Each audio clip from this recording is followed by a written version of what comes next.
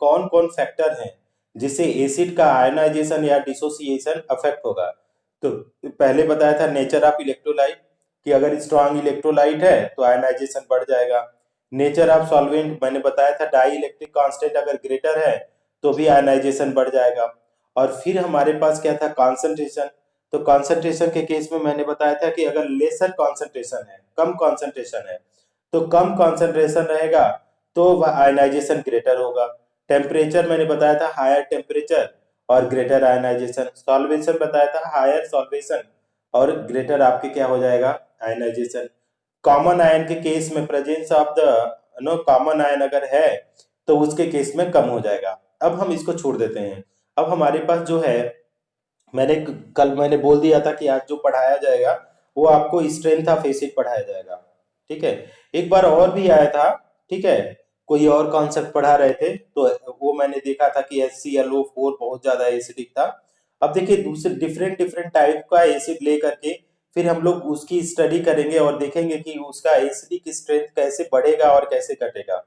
Please आप लोग note कर लीजिए कि ये बहुत ज्यादा वेरी वेरी इंपॉर्टेंट है और 12th में भी है। और जब जो बच्चा यहाँ पे अच्छे से नो कॉन्सेंट्रेट नहीं करता है उसको 12th में जाकर के काफी नो दिक्कत आती है कि उसको अंडरस्टैंड में पता नहीं कौन कौन कॉन्सेप्ट अप्लाई करने लगते हैं, उल्टा पुल्टा कोई भी। तो आप यहाँ से अगर अपने 11th में ही अपने ध्यान में रखोगे कि नहीं ये कॉन्सेप्ट अप्लाई करना है इस पर्टिकुलर एसिड के लिए, इस पर्टिकुलर चीज के लिए हमको ये कॉन्सेप्ट 11 से ही अगर क्लियर रहेंगे तो 12th में इतना आपका इंटरेस्ट डेवलप रहेगा कि पूछो मत। लेकिन 11 में कुछ भी नहीं रहे और फिर 12th का पढ़ने जाओगे ना तो कितना भी मेहनत करोगे ना इंटरेस्ट ही डेवलप नहीं होगा, क्लियर ही नहीं होगा। तो देखो सबसे पहले क्या है, acidic nature of hydride increases with decrease in bond length. क्या बोल रहा है, बॉन्ड स्ट्रेंथ। कैसे बोल रहा है कि इस बॉन्ड स्ट्रेंथ जो है, क्या बोल रहा है, acidic nature of hydride increases with decrease in bond strength. अब मान लो कि हमारे पास ये हाइड्राइड है, कोई भी हाइड्राइड ले लो। मान लो हम एक एग्जांपल लेते हैं, मान लो हमारे पास कि हाइड्राइड है, मान लो HI है, हाइड्रोजन आयोडाइड। फिर हमारे पास क्या है, HBr है। फिर हमारे पास क्या है, HCl है। फिर हमारे पास क्या है, HF है।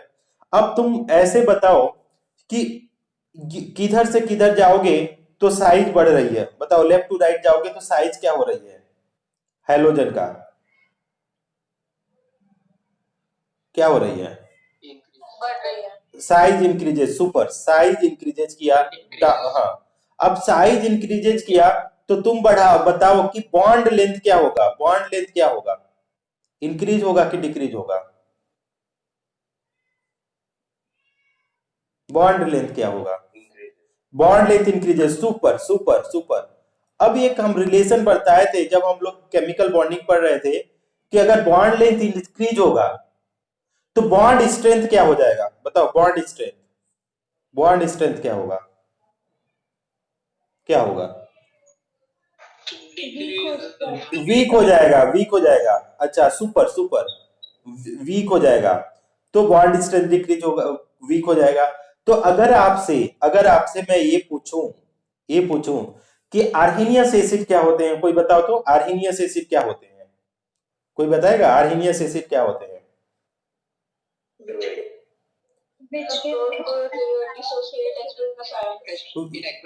That give H+, that gives क्या है, H+ ion in aqueous solution, H+ ion in aqueous solution.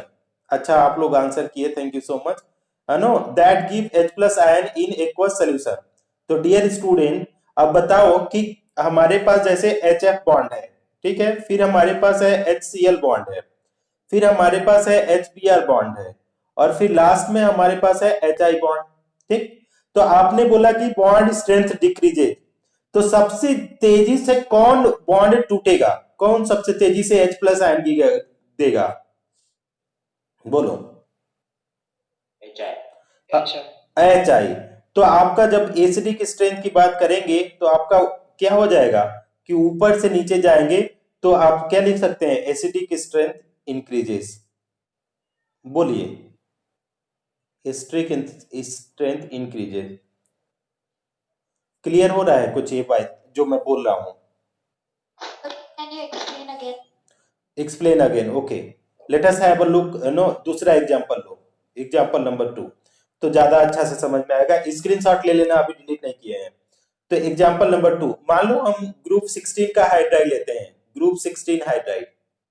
अब हाइड्राइड का मतलब क्या हुआ? हाइड्रोजन के साथ कंबाइन करना, है ना। हैलाइड का मतलब हैलोजन के साथ कंबाइन करना। तो ये हाइड्राइड है, मतलब कंबाइंड विथ हाइड्रोजन, है ना। कंबाइंड विथ किसके साथ करेंगे? Combined with hydrogen. तो अगर कोई भी स्टूडेंट मुझे बता दे कि हमारे पास क्या है, ओल्ड स्टाइल से टीपो, no, oxygen, sulphur, selenium, tellurium, polonium में छोड़ो, ये इतना है 4। तो अगर हम आपसे बोलें कि ये सब हाइड्राइड, एक कोई भी एग्जांपल बता दो, किसी का हाइड्राइड बता दो, ऑक्सीजन का, सल्फर का, सेलेनियम, टेलुरियम, किसी का भी हाइड्राइड, एक फार्मूला बता दो क्रिस क्रॉस मेथड से। हाइड्रोजन और H2S सुपर, H2S सुपर। तो इसी तरीके से H2O भी हो सकता है, इसी तरीके से H2SE और H2 टेली टी। तुमने जो भी, जिसने भी आंसर किया, बहुत ही अच्छा किया तुमने, दिमाग लगाया। अब तुम बताओ, इधर से ऊपर से नीचे तुम जा रहे हो, तो साइज क्या हो रहा है? बोलो। इसका साइज अगर हम बात कर रहे हैं ऑक्सीजन का, सल्फर का, साइज इंक्रीजेज, साइज तुमने बताया इंक्रीजेज। अगर साइज इंक्रीज हुई तो बॉन्ड लेंथ क्या हो जाएगा? बॉन्ड लेंथ बोलो, बॉन्ड लेंथ क्या हो जाएगा? बॉन्ड लेंथ इंक्रीजेज हो जाएगा। अगर बॉन्ड लेंथ इंक्रीजेज होगा बेटा, तो बॉन्ड स्ट्रेंथ क्या हो जाएगा? Bond strength, bond strength weak हो जाएगा, ठीक, वीक हो जाएगा, या हम लोग लिखेंगे डिक्रीजेज। ठीक है। तो अब बताओ, सबसे ज्यादा H प्लस आयन कौन सा देगा? ये 4 ऑप्शन में से कौन देगा H प्लस आयन तेजी से? हाँ, H2T ही देगा, फिर H2SE देगा, फिर H2S देगा, फिर H2O। मतलब हम क्या कर रहे हैं कि इधर से इधर जाएंगे तो आपका एसिडिक स्ट्रेंथ क्या हुआ? बोलो, इंक्रीज होगा कि डिक्रीज होगा? लेफ्ट टू राइट क्या हो रहा है? इंक्रीजेज। तो यही है। अब यहाँ पे फिर से तुम पढ़ लो, यहाँ पे स्लाइड्स में आकर के कि क्या बोल रहा है, क्या बोला जा रहा है। अगर इसको थोड़ा सा आप दोबारा पढ़ लो, acidic nature of hydride increases with decrease in bond strength. तो ऊपर से नीचे जाओगे, बॉन्ड स्ट्रेंथ घट रही है तो एसिडिक नेचर बढ़ रहा है। इसी तरीके से किसी भी ग्रुप में जाओगे तो ऊपर से नीचे जाओगे अगर, तो आपका हाइड्राइड का एसिडिक नेचर क्या हो जाएगा? बढ़ जाएगा। तो आप एक स्क्रीनशॉट ले लो यहाँ पे, एक एग्जांपल नंबर फर्स्ट का। आवाज नहीं आना चाहिए, म्यूट कर लो अपने आप को, जितने भी स्टूडेंट हैं म्यूट करो स्टूडेंट। और फिर दूसरा दूसरा भी स्क्रीनशॉट आप लोग ले लो, यहाँ पे है ग्रुप 16 के केस में।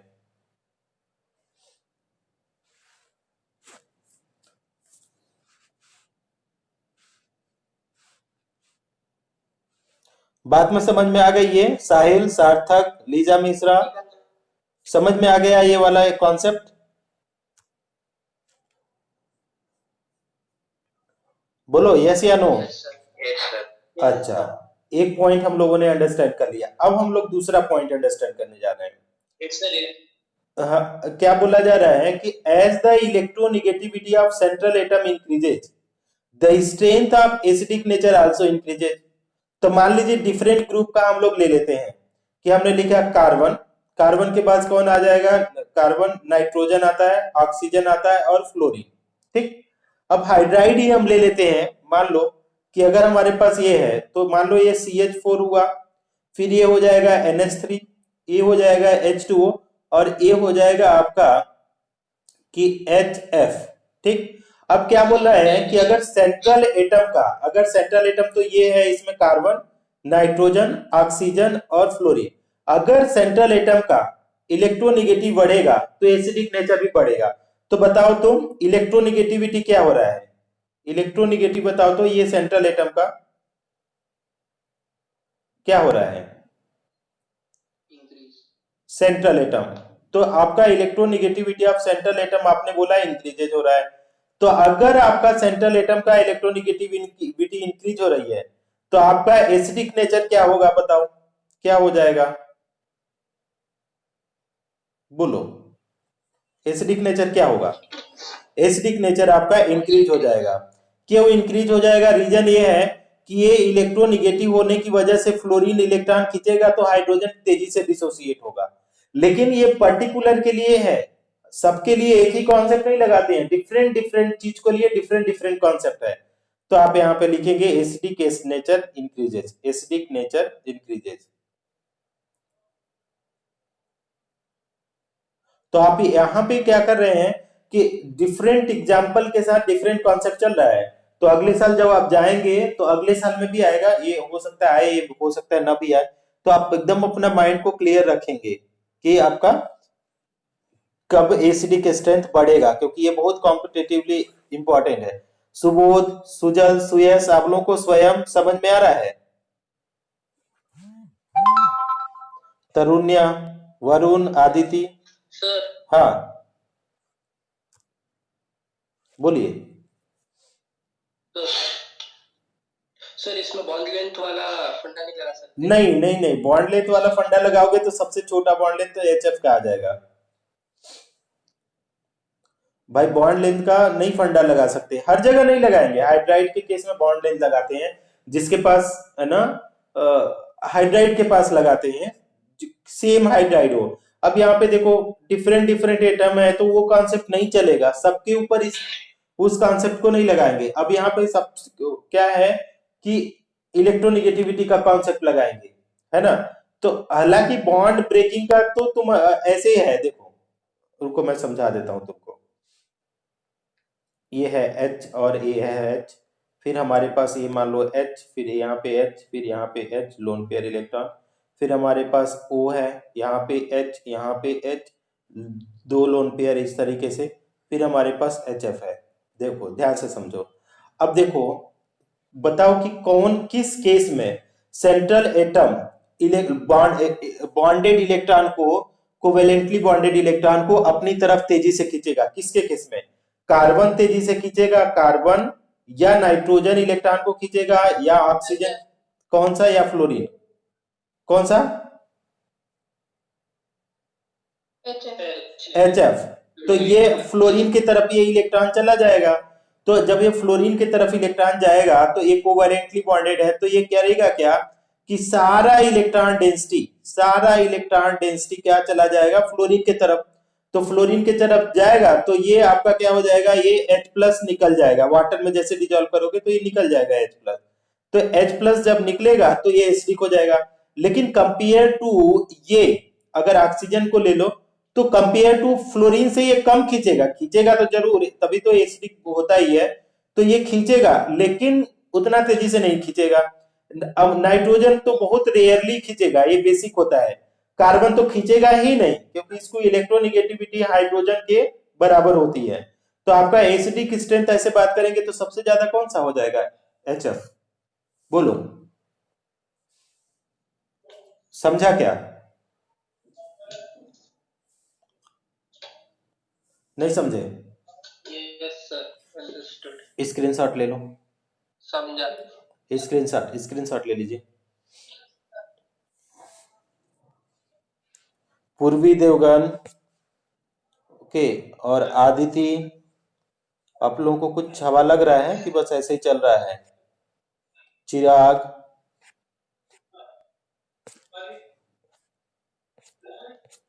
श्रावणी, मनमीत कौर, सुलजा, समझ में आ रहा है? हर्षवर्धन, डॉक्टर हर्षवर्धन। चलिए आप लोग को समझ में नहीं आ रहा होगा तो आप लोग पूछेंगे ही। Yes sir. हाँ वेरी गुड। अब देखिए, अब यहाँ पे देखिए एक और अच्छा सा कॉन्सेप्ट है, ये पहले भी आया है। क्या है? इन ऑक्सी एसिड्स, मतलब ऑक्सी एसिड का मतलब जिसके पास ऑक्सीजन हो, ऑफ द सेम एलिमेंट का ऑक्सी एसिड, मान लो क्लोरीन हो गया, क्लोरीन हो गया, क्लोरीन और क्लोरीन, सबकी ऑक्सी एसिड क्या बोला है? Same element. As oxidation state increases acidic nature increases. तो मान लो तुम्हारे पास क्या है? HClO4 है, फिर हमारे पास हाँ HClO3 है, फिर हमारे पास HClO2 है, फिर HClO है।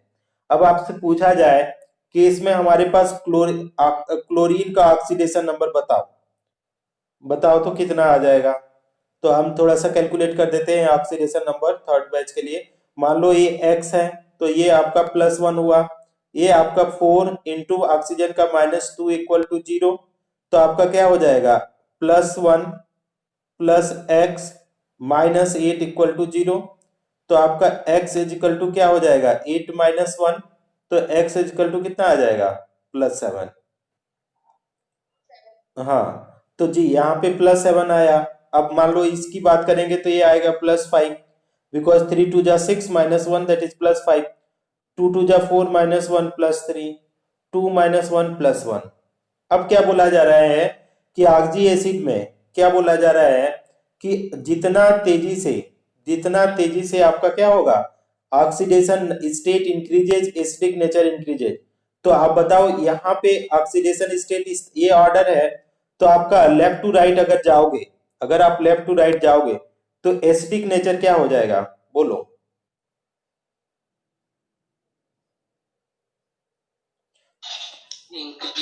हाँ, increases, acidic nature increases as oxidation number of हाँ, एज ऑक्सीडेशन हम लोग लिख सकते हैं, oxidation number of central atom increases, central atom increases, central atom increases.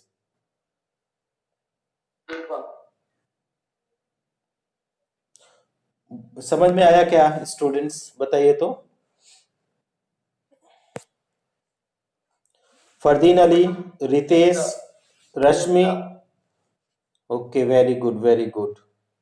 पलक चौधरी, पूर्णिमा, भाविक, आदर्श, समझ में आ रहा है ये वाला कॉन्सेप्ट। नामोदी लेफ्ट, ये नामोदी कभी आती है कभी जाती है, इसको क्या हुआ है। अच्छा, एक और एग्जांपल देखो, स्क्रीनशॉट ले लो अगर इसका स्क्रीनशॉट आपको लेना है तो।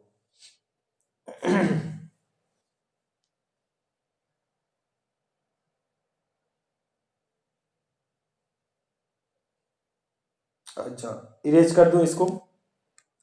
अच्छा देखो, यहाँ पे ये ऑक्सी एसिड तो है, लेकिन इसमें कॉन्सेप्ट लगाना तो HClO, HOBr, ठीक है, HOI।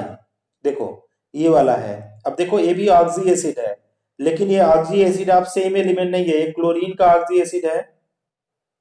अरे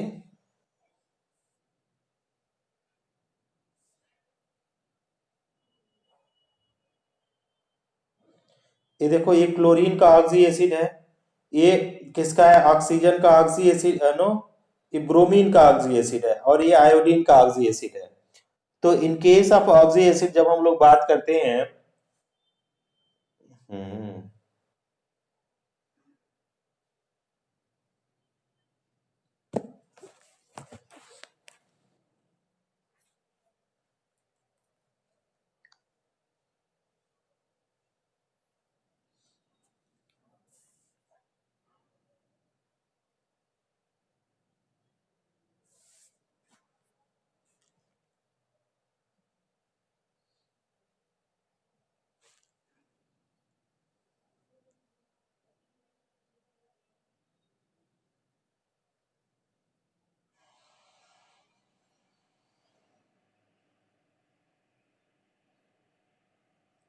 स्टूडेंट आवाज आ रही है क्या आप लोगों को।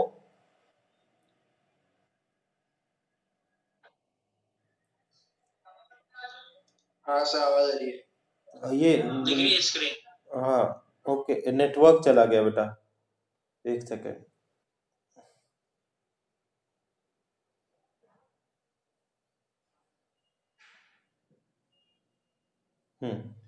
तो देखो ये वाला जब हम लोग केस लेते हैं, यहाँ पे देखो एक स्क्रीन पे दिख रहा होगा कि ये ऑक्सी एसिड तो है, लेकिन एक क्लोरीन का है, एक ब्रोमीन का है, एक आयोडीन का है। तो इन सब केसेस के लिए, इस टाइप के केसेस के लिए हम लोग क्या देखेंगे कि आप ऑक्सीडेशन स्टेट देखोगे तो यहाँ पे भी +1 है, यहाँ पे भी आपका +1 है, और यहाँ पे भी आपका +1 है। तो अब क्या देखेंगे, इलेक्ट्रोनेगेटिविटी देखेंगे, इलेक्ट्रोनेगेटिविटी। तो बताओ क्लोरीन, ब्रोमीन और आयोडीन में इलेक्ट्रोनेगेटिविटी किसकी ज्यादा है। आयोडीन। Electronegativity, chlorine. तो ये क्लोरीन का होगा, फिर आपका ब्रोमीन का होगा और फिर आयोडीन का। तो आपका ये क्या है, डिक्रीजिंग ऑर्डर ऑफ इलेक्ट्रोनिगेटिविटी। आप लिख सकते हैं डिक्रीजिंग ऑर्डर ऑफ, क्या लिखेंगे, ऑर्डर ऑफ एसिडिक स्ट्रेंथ। ठीक है, एसिडिक स्ट्रेंथ। तो अब ये नीचे जा रहा है कब, कि अब डिफरेंट अगर ऑक्सो एसिड है, डिफरेंट, ये बार बार पढ़ेगा विराट लेफ्ट, तो बार बार पढ़ने से आपको क्लियर होगा ये। अब मान लो देखो यहाँ पे इन्होंने समझाया जरूर है लेकिन क्लियर नहीं किया है कि HClO है ना, HClO, HOBr, HOI, तो आपका एसिडिक स्ट्रेंथ क्या हो रहा है, नीचे से घट रहा है। क्यों? क्योंकि आपका अब ऑक्सीडेशन स्टेट सबके पास सेम है, तो आप इलेक्ट्रोनिगेटिविटी देखेंगे। तो इसका भी एक स्क्रीनशॉट ले लीजिए। इरेज कर दूं या फिर समझाऊं? चलिए, नहीं सर, इरेज कर। हो गया।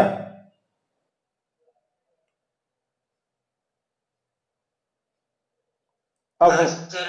हाँ अब देखिए दूसरा चीज है, अब कंजुगेट बेस ऑर्डर देखिए, कंजुगेट बेस का ऑर्डर। तो यहाँ पे रिलेटिव स्ट्रेंथ ऑफ एसिड छूट गया क्या कोई चीज यार? अच्छा, अब हमारे पास कंजुगेट बेस ऑर्डर है। अच्छा ठीक है, देखिए इसी में अगर देखा जाए कि आपका कंजुगेट बेस का ऑर्डर दिया गया है। सर इसके पहले वाला एक बार बताओ ना। इसके पहले वाला बताऊं, ये वाला देखो, ये हमारे पास 3 एसिड है। ठीक, अब 3 एसिड में अगर मान लो ऑक्सी एसिड का देखा जाता है ऑक्सीडेशन नंबर, है ना, ऑक्सी एसिड का हम लोग देखते हैं ऑक्सीडेशन नंबर। लेकिन जब ऑक्सीडेशन नंबर हमने देखा, ऑक्सीडेशन नंबर, तो ऑक्सीडेशन नंबर तो सब में +1 है, सबके +1 है, सेंट्रल एटम का +1। देन अगर oxidation, if oxidation number is same, अगर हमारे पास क्या है, if oxidation number is same, oxidation number is same, then check electronegativity. Then क्या लिखते हैं, चेक इलेक्ट्रोनेगेटिविटी। अब इलेक्ट्रोनेगेटिविटी चेक करना है, अब उसमें क्या कॉन्सेप्ट देता है कि आपका ग्रेटर इलेक्ट्रोनेगेटिविटी, है ना, ग्रेटर क्या होना चाहिए, अगर इलेक्ट्रोनेगेटिविटी ज्यादा है, ग्रेटर इलेक्ट्रोनेगेटिविटी, देन अगर इलेक्ट्रोनेगेटिविटी ग्रेटर देन, है नो, क्या लिख सकते हैं, देन ग्रेटर आपका क्या हो जाएगा, acidic strength, greater acidic strength होगा, एसिडिक स्ट्रेंथ। तो अगर हम लोग बात करें कि इसके केस में, तो किसका ज्यादा, अगर हम आपसे पूछें कि कौन ज्यादा इलेक्ट्रोनेगेटिव है क्लोरीन ब्रोमीन आयोडीन में,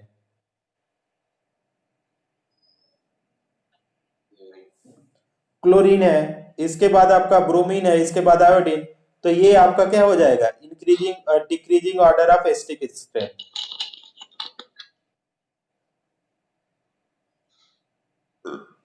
ये बुक में थोड़ा सा अच्छे से नहीं दिया है, स्ट्रेंथ ये है। ठीक है, एक स्क्रीनशॉट ले लीजिए आप जल्दी से इसका। इरेज कर दूं?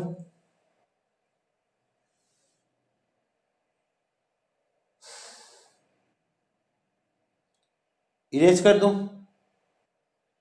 Yes sir. हाँ, नेक्स्ट हमारे पास है जो दूसरा वाला है, आपका कंजुगेट बेस का ऑर्डर है। तो आप कंजुगेट बेस का ऑर्डर देखेंगे तो ये स्ट्रॉन्ग एसिड का वीक बेस होता है, स्ट्रॉन्ग एसिड का कंजुगेट बेस क्या होता है, वीक बेस। तो आप मान लो कि आप इसको अगर बेस के हिसाब से चलोगे तो acidic strength increases with increase, ना यहाँ पे नहीं है। चलिए कंजुगेट बेस का ऑर्डर दिया है उसको छोड़ दो।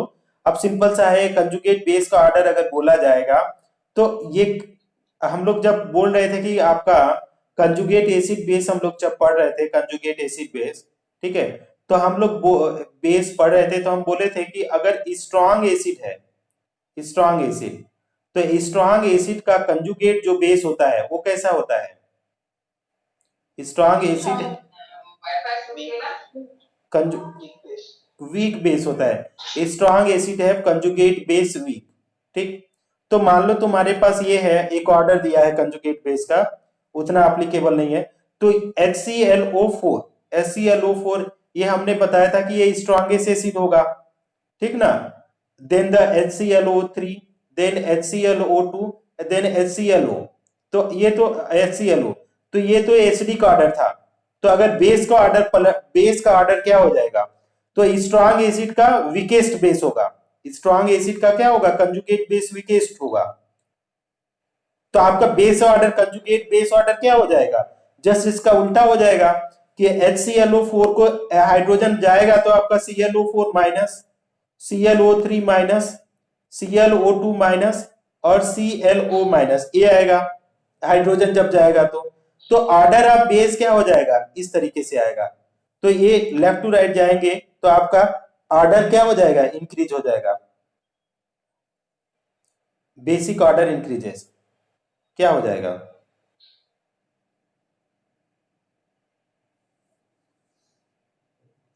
देखो समझ में आ रहा है क्या। देखो ये वाला अगर लाइन तुमको क्लियर है तभी समझ में आएगा कि कंजुगेट एसिड बेस कॉन्सेप्ट तुम्हें पता है, स्ट्रॉन्ग एसिड है weak conjugate base, weak conjugate base. तो ये आपको पता है कि HClO4 है, स्ट्रॉन्गेस्ट एसिड है, कई बार समझाया जा चुका है। देन HClO3, HClO2, HClO, तो अगर ये स्ट्रॉन्ग एसिड है तो इसका बेस जो होता है वो क्या हो जाएगा, वीकेस्ट बेस होगा। और ये वीकेस्ट एसिड है तो इसका बेस होगा स्ट्रॉन्गेस्ट बेस होगा। बोलो, तो बेसिक ऑर्डर क्या हो जाएगा, इंक्रीज हो जाएगा। मनमीत कौर सुलझा, मनमीत कौर समझ में आ रहा है ये बात। Yes sir. Purnima, Bhavik, Adarsh, Shruti, Elon. अच्छा तो ठीक है, मैं इरेज कर देता हूं। अब हमारे पास क्या है कि एक और कॉन्सेप्ट दिया है कि acidic strength increases with increase in the size of central atom. तो अगर सेंट्रल एटम का साइज बढ़ रहा है तो भी एसिडिक स्ट्रेंथ बढ़ जाएगी। अब देखो मैं समझाता हूं आप लोगों को कि मान लो इसी का ले लो, सेंट्रल एटम आपका CH4 है, फिर हमारे पास क्या है H2S है, और फिर हमारे पास HI है। देखो सबके साइज में कंपेयर करना है। तो अगर हम लोग देखो कैसे पुट करेंगे, कार्बन, है नो, नाइट्रोजन, ऑक्सीजन, फ्लोरीन, ठीक, ये हुआ। और आगे देखोगे तो आपका ऑक्सीजन के नीचे सल्फर है, और फ्लोरीन के नीचे क्लोरीन, ब्रोमीन और आयोडीन। तो अगर इन हमको क्या तीनों में अगर रिलेशन शो करना है तो ऊपर से नीचे जाएंगे तो साइज क्या हो रहा है। आवाज किसी के घर से आ रही है भाई, म्यूट कर लो। तो ऊपर से नीचे साइज क्या हो रही है बताओ, तो साइज इंक्रीज होगा कि घटेगा, इंक्रीज। साइज इंक्रीजेज हुआ। अगर साइज इंक्रीजेज हुआ तो इसकी जो हाइड्राइड होंगे उसकी एसिडिटी भी इंक्रीज हो जाएगी। क्यों इंक्रीज हो जाएगी कि लार्जर साइज होगा तो बड़ा बॉन्ड लेंथ होगा। अब बड़ा बॉन्ड लेंथ होगा तो वो तेजी से हाइड्रोजन को रिलीज करेगा। तो आप इसी को समझो यहाँ पे कि क्या बोला है, acidic strength increases with increase in size of central atom. तो मान लो HI है, H2S है और CH4 है, तो इनकी एसिडिक स्ट्रेंथ क्या हो गई, इंक्रीज हो गई है। कब,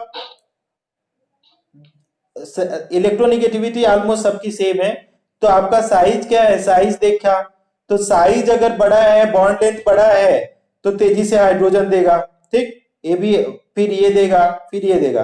बोलो तो इसको किसको किसको हवा लगा ये वाला प्रॉब्लम, बताओ तो संतोषी, खुशी। सर एक और बार फिर से बताओ। हाँ देखो हम ये बोल रहे हैं कि पहले तो कार्बन हुआ और सल्फर हुआ और आयोडीन का लिया, डिफरेंट डिफरेंट को लिया मैंने हाइड्राइड को। फिर हमने उसको पोजीशन के हिसाब से देखा कि उसके साइड में क्या रिलेशन हुआ। तो कार्बन फर्स्ट ग्रुप का है तो ऑब्वियसली बहुत छोटा साइड होगा। Sulphur second group, second period का है, फर्स्ट पीरियड का कार्बन तो छोटा साइड, फिर सेकंड पीरियड बड़ा साइड। फिर ये क्या है, कौन सा पीरियड में हुआ कि second, third, fourth, fifth period का आयोडीन हुआ तो बहुत बड़ा साइज। तो अगर हमारा ऊपर से नीचे जा रहे हैं तो साइज इंक्रीज हुआ, और साइज इंक्रीज हुआ सेंट्रल एटम का, तो आपका साइज इंक्रीज हुआ तो बॉन्ड लेंथ भी तो इंक्रीज हुआ। बॉन्ड लेंथ क्या हुआ, इंक्रीज हुआ होगा, बॉन्ड लेंथ इंक्रीज हुआ होगा। अब बॉन्ड लेंथ इंक्रीज हुआ होगा तो बॉन्ड स्ट्रेंथ क्या हुआ होगा, बोलो, डिक्रीज हुआ होगा। तो बॉन्ड स्ट्रेंथ डिक्रीज हुआ होगा तो एसिडिटी क्या होगा, H प्लस आयन देने की क्षमता क्या हो जाएगी, एसिडिटी क्या हो जाएगी, एसिडिटी मोर। तो यही बोला जा रहा है कि अगर सेंट्रल एटम का साइज बढ़ रहा है तो उस केस में आपका क्या हो जाएगा, तो उस केस में आपका ये होगा कि एसिडिक नेचर बढ़ता चला जाएगा। देखो समझ में आ रहा होगा तो, समझा क्या?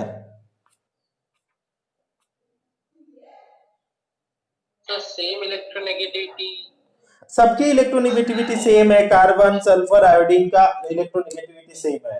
अब इसके लिए तुम आप बुक में देखोगे या गूगल करोगे तो electronegativity carbon sulphur iodine almost same है, क्योंकि इलेक्ट्रोनेगेटिविटी लेफ्ट टू राइट बढ़ती है ना, ऊपर से नीचे डिफरेंट पीरियड में जाओगे तो वो ऑलमोस्ट सेम रहेगा ऐसे क्रॉस में।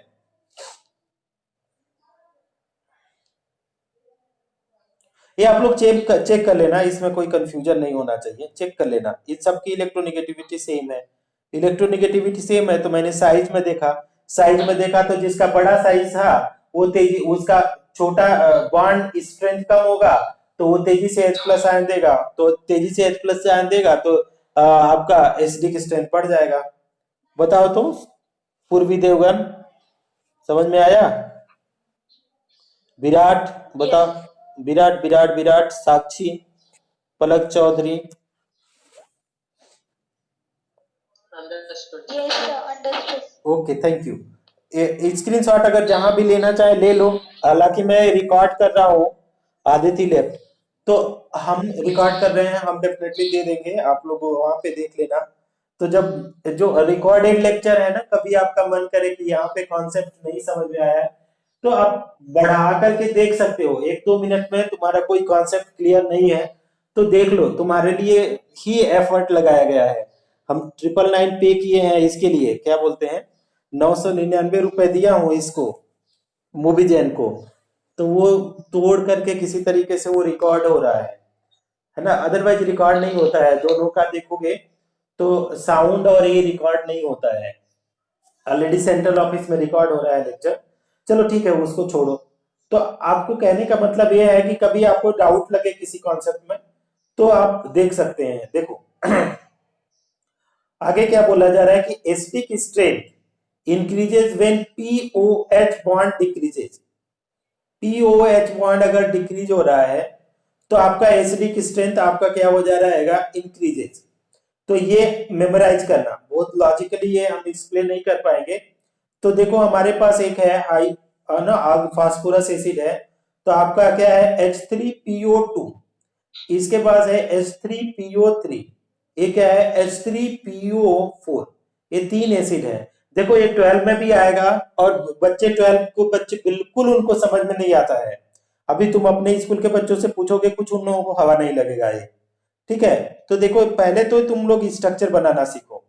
तो पी के ऊपर सबका टेट्राहाइड्रल स्ट्रक्चर होता है, तो पी के साथ तो एक तुम सीधे बना दो डबल बॉन्ड, ठीक, इस तरीके से। इसके बाद अब देखो कितने ऑक्सीजन बचे, तो इसके केस में कितने ऑक्सीजन, 2 ऑक्सीजन था तो एक लगा दिया तो बचा कितना, एक ओ एच बचा, ठीक।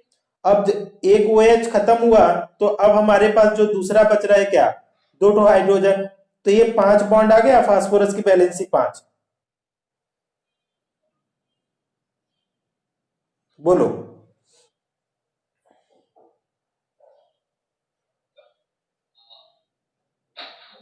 ये स्ट्रक्चर हुआ तीनों का, इसको बोलते हैं ऑक्सो एसिड्स ऑफ फास्फोरस। ये सारे जो हैं इसको बोला जाता है oxo acids of phosphorus, acids of phosphorus. इसका मतलब ये हुआ, इसका मतलब ये हुआ कि फास्फोरस के साथ जो भी एसिड होगा वो आपके पास कौन सा होगा, कि आपका ऑक्सीजन होगा। तुम लोगों को एक ये भी बताया था कि हमारे पास नोट करके बताया था कि वनली वनली क्या है, O H bond, O H bond जो होगा will be acidic, will be acidic, ठीक है, विल बी एसिडिक।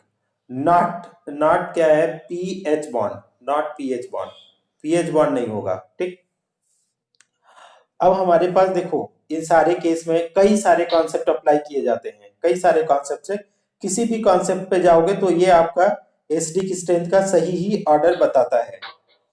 ठीक, तो अगर हमारे पास अगर मान लो कि तुम अगर 4 ऑक्सीजन को देखो, 1 2 3 4, ठीक, तो 4 ऑक्सीजन को देखोगे तो तुम बता दोगे कि सर ये वाला सबसे ज्यादा एसिडिक ए वाला होगा।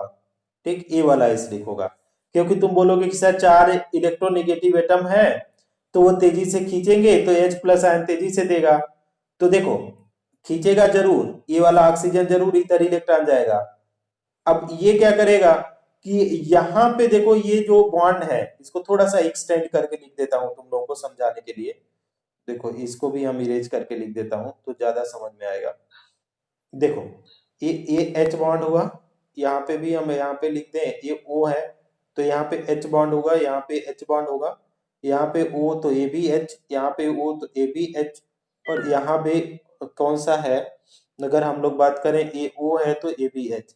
तो अगर इसकी हम लोग बात करें स्टूडेंट, अगर हम लोग इसकी बात करेंगे तो देखो क्या होगा, इन सब की अगर तीनों के केसेस को लेकर के अगर हम लोग डिस्कस करें तो देखो कि जो थर्ड वाले केस में है तो खींचा तो जाएगा, खींचा तो जाएगा, लेकिन लेकिन कितना तेजी से खींचेगा। अब फास्फोरस क्या है, तीनों से इलेक्ट्रॉन को खींचना है क्योंकि इसकी बेसिसिटी 3 है, बेसिसिटी 3 है, तो तीनों से खींचेगा तो किसी को भी बराबर तेजी से नहीं खींच पाएगा, किसी को भी तेजी से नहीं खींच पाएगा, क्योंकि तीनों तीनों OH बॉन्ड है और तीनों एसिडिक होंगे। लेकिन यहाँ पे खींचेगा केवल 2 में खींचेगा और यहाँ पे 1 में, तो सबसे ज्यादा ये जो PO है और ये ऑक्सीजन तेजी से खींचेगा क्योंकि फास्फोरस का ऑक्टेट ऑलरेडी ये है। तो जो एसिडिक स्ट्रेंथ का जो ऑर्डर होता है आपका ये होता है, उल्टा रिवर्स होता है। अच्छा, अब दूसरा चीज, दूसरा इसमें कॉन्सेप्ट बैठाते हैं। अब ये होता क्या है कि ये तेजी से अपनी तरफ खींचता है तो ये जो हमारे पास POH बॉन्ड है, ये वाला POH बॉन्ड ये होता है स्मॉल क्योंकि तेजी से खींचता है, और ये होता है इसके केस में ये जो POH बॉन्ड है ये होते हैं लार्ज होते हैं। तो आपका है ना, अब ये POH बॉन्ड यहाँ पे देख लो क्या बोला जा रहा है कि acidic strength increases when POH bond क्या है, बॉन्ड डिक्रीजेज। तो बॉन्ड अगर ये इस कॉन्सेप्ट में हम कैसे बैठाया जाए इसको, अगर हमारे पास देखो POH बॉन्ड का मतलब ये हुआ कि ये OH वाला बॉन्ड डिक्रीज होगा, ये वाला, तो ये OH वाला डिक्रीज होने से ये वाला डिक्रीज नहीं हो रहा है, केवल एक डिक्रीज हो रहा है, तो ये H प्लस ज्यादा तेजी से देगा। और मैं इसको बार बार तुमको बोल ही रहा हूं कि इसको मेमोराइज कर लो, मेमोराइज कर लो, ठीक है, इसको मेमोराइज कर लो। इसके लिए कॉन्सेप्ट है लेकिन उतना इफेक्टिव कॉन्सेप्ट नहीं है जो कि समझा दिया जाए और आपके दिमाग में बैठ जाए। तो आप इसको ऐसे ही समझ लो कि 3 ऑक्सीजन को अगर खींचना है 3 OH बॉन्ड को तो इतना ये पोलराइज नहीं कर पाएगा, तो ये H प्लस आयन इन सब इसके केस में उतना तेजी से नहीं देगा कंपेयर टू इसके केस में H प्लस ज्यादा देता है, तो H3PO2 सबसे ज्यादा एसिडिक होगा, देन ये वाला आपका H3PO2 एंड देन H3PO4। इसको मैं थोड़ा सा एक बार और देखूंगा, इसको रुको कहीं तो नहीं है ये ना, कहाँ पे आपको मिलेगा, अभी जब क्लास ओवर होगा तो आप देखना कि ग्रुप 15 एक वहां पे है ग्रुप 15, और वो उसमें ग्रुप 15 में जाओगे तो ऑक्सो एसिड्स में जाओगे ना, ऑक्सो एसिड ऑफ फास्फोरस, तो यहाँ वहां पे ऑर्डर दिया है, वहां पे एक्सप्लेनेशन दिया है, एक्सप्लेनेशन। आप लोग कोशिश करना है इसको समझने के लिए, अगर समझ में आ जाएगा तो that is well and good है, अगर नहीं समझ में आता है तो फिर से इसको एक्सप्लेन किया जाएगा।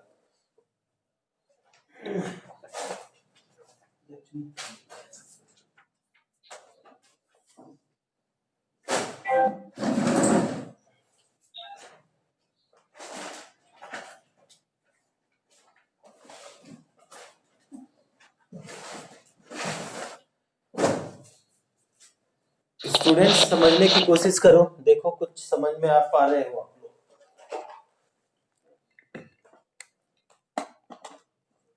इसको हालांकि इसको आपको मेमोराइज करना है, ज्यादातर इसको क्या करना है, मेमोराइज करना है, ए वाला को खासतौर से एक ही को मेमोराइज करना है। But wait, I am checking from the other book, थोड़ा सा आप लोगों का टाइम ले रहा हूँ ना। रुको, ग्रुप 15 ई ब्लॉक एलिमेंट।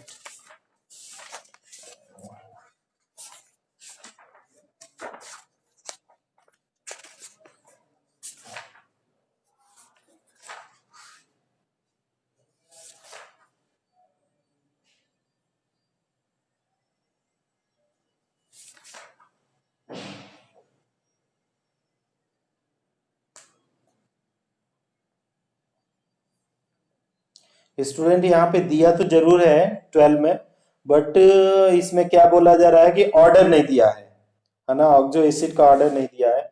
तो मैं क्या करूंगा, तुम लोग को कोई दूसरे बुक में चेक करूंगा, अगर कहीं ऑर्डर अच्छे से मिल जाए तो मैं बताऊंगा। बस इतना सा मान लो कि जो इसमें बोला जा रहा है कि इसका जो ऑर्डर है आपका ये वाला है।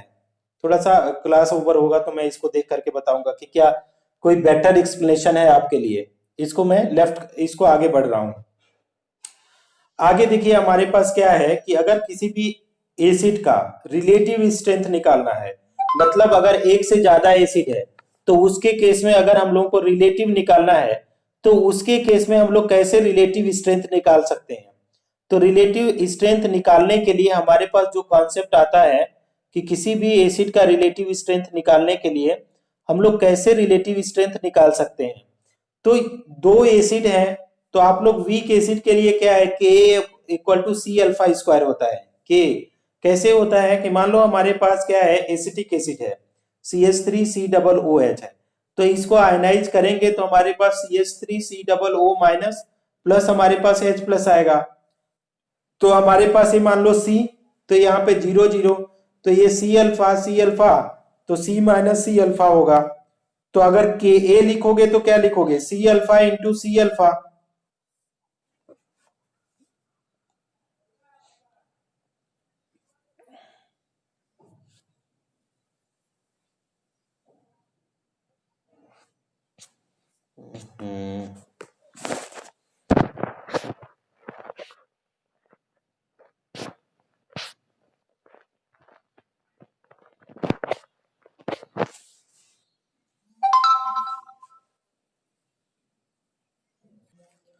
तो अगर हम के ए लिखें तो C square alpha square upon कि 1 - अल्फा, बाहर में सी लिख सकते हैं क्या,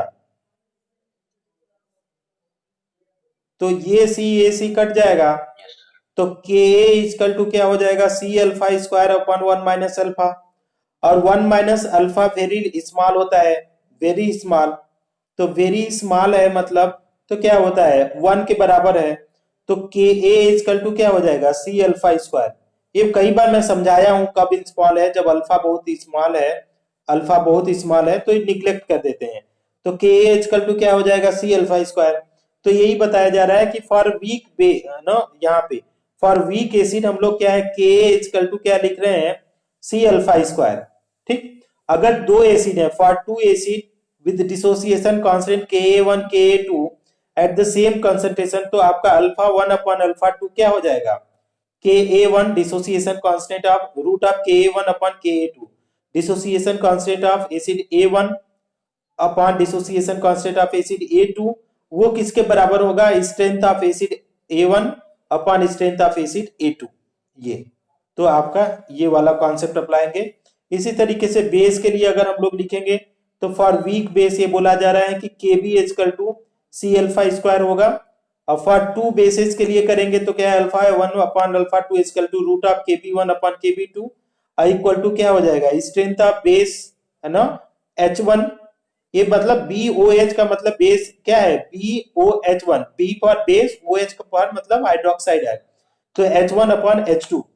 तो ये अप्लाई करेंगे, इसके ऊपर हम लोग देखेंगे इवनिंग में, अगर टाइम मिलेगा तो क्वेश्चन करेंगे। तो ये सारा था आपके आज के लिए आपका एसिडिक स्ट्रेंथ। सर ऊपर का दिखा, ये वाला एसिड वाला ये वाला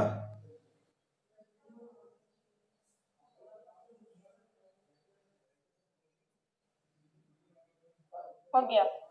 हाँ, तो आज के लिए बस इतना करते हैं, इसको प्रैक्टिस करो। अभी हम इसके ऊपर क्वेश्चन देते हैं, उसको भी सॉल्व करके मुझे सेंड करो, है ना। तो आज के लिए बस करते हैं, आप लोग रेस्ट करो। अगर इवनिंग में मेरे पास टाइम होगा तो डेफिनेटली मैं लिंक भेजूंगा 12 बजे के बाद, तो फिर हम लोग क्लास लेंगे।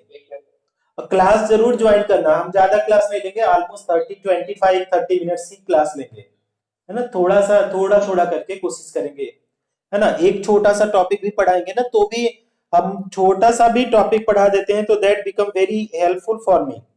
उससे भी क्या होता है कि धीरे धीरे आप लोग टच में रहते हो और सिलेबस कवर करने में बड़ा रिलैक्स मिल जाता है। अगर थोड़ा सा भी, अगर छोटा सा भी टॉपिक हम लोग पढ़ाएं तो अगर 10 मिनट भी हम पढ़ाते हैं तो भी कोई हर्ज नहीं है आप लोगों को पढ़ने में।